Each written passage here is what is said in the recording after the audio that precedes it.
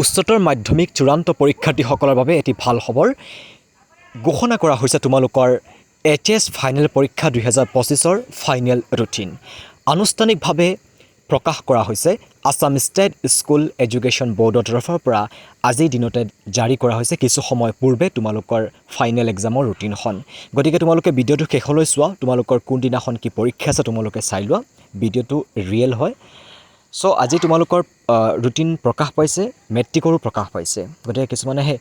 অলপ ধুমুজাত থাকিব পাৰে কিন্তু এখন ৰিয়েল হয় তোমালোকে কলেজৰ পৰা পাবা কিছু সময় পিছত তোমালোকে চাই লোৱা তোমালোকৰ প্ৰথম পৰীক্ষা আছে 13 তাৰিখৰ পৰা 13 ফেব্ৰুৱাৰীৰ পৰা তোমালোকৰ পৰীক্ষা অনুষ্ঠিত হ'ব সো মৰ্নিং শিফটৰ আছে আৰু ডে শিফটৰো আছে সো মৰ্নিং শিফটৰ 9 বজাৰ পৰা 12 বজালৈ হ'ব আৰু আফটাৰনুনত হ'ব তোমালোকৰ 1:30 পৰা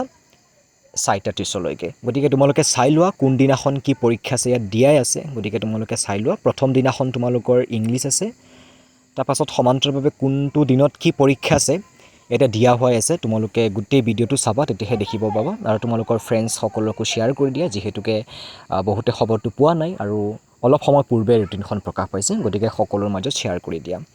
আৰু তোমালোক সকলোলে মোৰ ফালৰ পৰা বহুত বহুত শুভকামনা থাকিল তোমালোকে ভালকে পঢ়াত লাগি যোৱা যেহেতুকে ৰুটিনখন দি দিলে সময় পাইছা বৰ বেছি সময় নাই সবলে